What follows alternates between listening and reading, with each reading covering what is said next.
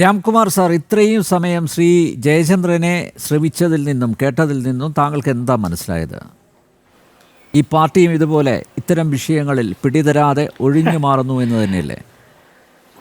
അതല്ല, നഗ്നമായ ഇരട്ടത്താപ്പ് വെച്ച് പുലർത്തുന്ന ഒരു പ്രസ്ഥാനമായി നിർഭാഗ്യവശാൽ നമ്മുടെ രാജ്യത്തെ കമ്മ്യൂണിസ്റ്റ് പ്രസ്ഥാനം അധപ്പതിച്ചിരിക്കുന്നു.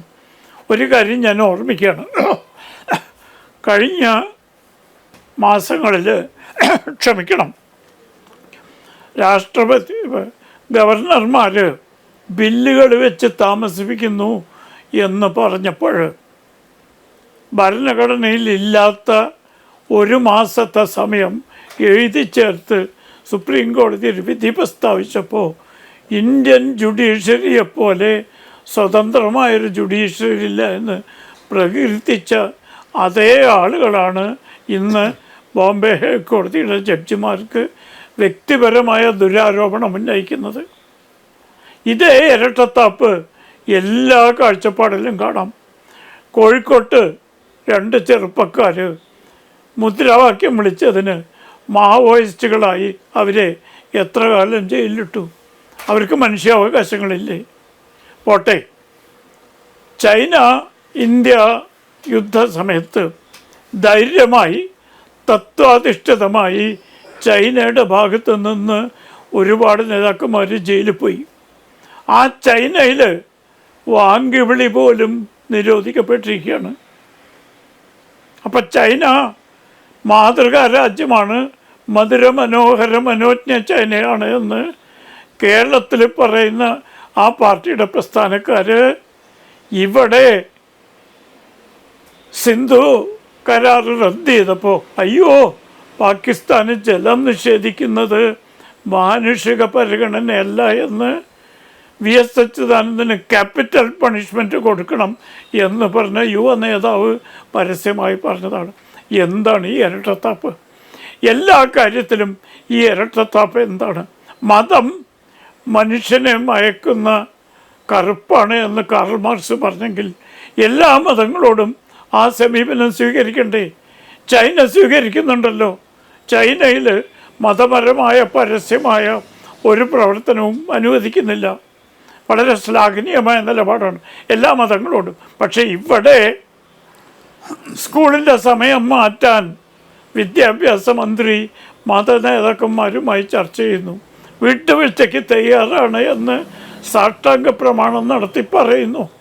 പക്ഷേ അടുത്ത് വരാൻ പോകുന്ന തെരഞ്ഞെടുപ്പ് പേടിച്ച് തീരുമാനം അടുത്ത കൊല്ലത്തേക്ക് മാറ്റുന്നു. ഇതല്ലേ ഇരട്ടത്താപ്പ്? ഈ എല്ലാ കാര്യത്തിലും ഇരട്ടത്താപ്പല്ലേ? ഞാൻ മനസ്സിലാക്കിയ കമ്മ്യൂണിസം പാവപ്പെട്ടവരുടെയും ചൂഷിതരുടെയും പീഡനം അനുഭവിക്കുന്നവരെയും ന്യൂനപക്ഷത്തിൻ്റെയും ഭാഗത്താണ്. പക്ഷേ എല്ലാ രാജ്യത്തും എല്ലാ സംസ്ഥാനത്തും എല്ലാ പ്രശ്നങ്ങളിലും അവരുടെ കൂടെ നിൽക്കാൻ കമ്മ്യൂണിസ്റ്റ് വിശ്വാസമുള്ളവർക്ക് ബാധ്യതയില്ലേ? അത് മതത്തിൻ്റെ അടിസ്ഥാനത്തിൽ വേർതിരിക്കുന്നത് ശരിയാണോ? ബംഗ്ലാദേശിൽ ഒരു നിലപാട്, പാകിസ്ഥാനിൽ വേറെ നിലപാട്, അഫ്ഗാനിസ്ഥാനിൽ ഒരു നിലപാട്, അമേരിക്കയിൽ വേറെ. ഇത് പരിഹാസ്യമാണ് മിസ്റ്റർ ജയചന്ദ്രൻ. അതുകൊണ്ടാണ് ഈ പ്രസ്ഥാനത്തിന് ഇത്രയധികം പട്ടിണിക്കാരും പാവപ്പെട്ടവരും ചൂഷിതരും പീഡിതരുമുള്ള നമ്മുടെ രാജ്യത്ത് വേര് പിടിക്കാത്തതിൻ്റെ പ്രധാന കാരണം ഈ ഇരട്ടത്താപ്പാണ്. അതുകൊണ്ടാണ് ഞാൻ കടലോരമെന്ന് ആവർത്തിക്കുന്നത്. കഴിഞ്ഞ തെരഞ്ഞെടുപ്പ്, കഴിഞ്ഞ പൊതുപണിമുടക്കിൽ നമ്മൾ കണ്ടതാണ്. കേരളത്തിൽ മാത്രമാണ് പണിമുടക്ക് സജീവമായത്. എന്തുകൊണ്ടാണ്? കടലോരത്ത് മാത്രം നിൽക്കുന്നൊരു പ്രസ്ഥാനം ഇവിടെ മാത്രമാണ് ശക്തി. ഞാൻ അതിശയോക്തി പറഞ്ഞല്ല മിസ്റ്റർ ജയചന്ദ്രൻ, ഒരു യഥാർത്ഥ വസ്തുത പറഞ്ഞാണ്. ത്രിപുരയിൽ നിങ്ങൾ നഷ്ടപ്പെട്ടു, പശ്ചിമ ബംഗാൾ നഷ്ടപ്പെട്ടു, ഇന്ന് അറബിക്കടലിൻ്റെ തീരത്ത് മാത്രമാണ് നിങ്ങളുടെ പ്രസ്ഥാനം നിലനിൽക്കുന്നത്. അതിനുള്ള കാരണം അന്വേഷിച്ച് കണ്ടെത്തി അതിന് പകരം ശ്രീ പ്രകാശ് കാരാട്ട് വരെ സമ്മതിച്ചിട്ടുണ്ട്. ഞങ്ങൾക്ക് സാധ്യതകളുള്ള പല മേഖലകളിലും ഞങ്ങൾ പരാജയപ്പെട്ടു എന്ന്. അതിനുള്ള പ്രധാന കാരണം ഈ ഇരട്ടത്താപ്പാണ്. മതത്തിൻ്റെ കാര്യത്തിൽ ഇരട്ടത്താപ്പ്, മാനുഷിക പീഡനങ്ങളുടെ കാര്യത്തിൽ ഇരട്ടത്താപ്പ്, ന്യൂനപക്ഷങ്ങളുടെ കാര്യത്തിൽ ഇടത്തപ്പ്, മതവിശ്വാസങ്ങളുടെ ഇടത്തപ്പ്, ഈ ഇരട്ടത്താപ്പിൻ്റെ പ്രസ്ഥാനമായി അധപ്പതിച്ചുകൊണ്ടാണ് ലക്ഷക്കണക്കിന് കോടിക്കണക്കിന് പാവങ്ങളുള്ള ഈ രാജ്യത്ത് നിങ്ങൾക്ക് വേരോടിക്കാൻ കഴിയാത്ത എന്ന വസ്തുത ഇനിയെങ്കിലും നിങ്ങൾ മനസ്സിലാക്കിയാൽ നിങ്ങളുടെ പ്രസ്ഥാനത്തിന് അല്പമെങ്കിലും ഒരിതുണ്ടാവും. ഈ ഇരട്ടത്താപ്പുകൾ ചോദിക്കുമ്പോൾ ഒഴിഞ്ഞു മാറുകയാണ്. ഹമാസ് ഒരു ഭീകര സംഘടനയാണെന്ന് ലോകം മുഴുവൻ അംഗീകരിച്ചു കഴിഞ്ഞാണ്.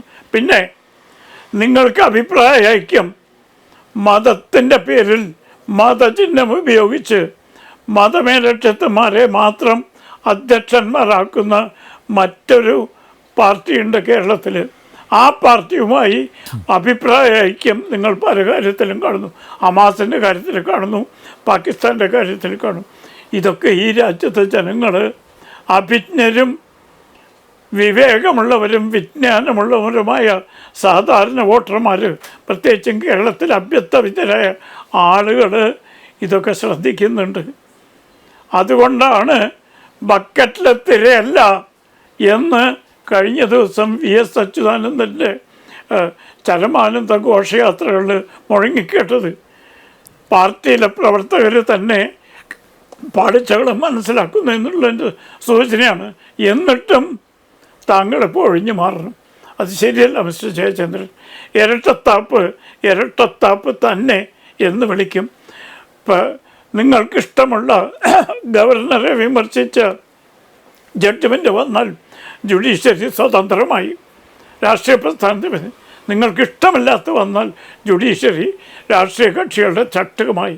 ഇതാണ് ഇരട്ടത്താപ്പ്.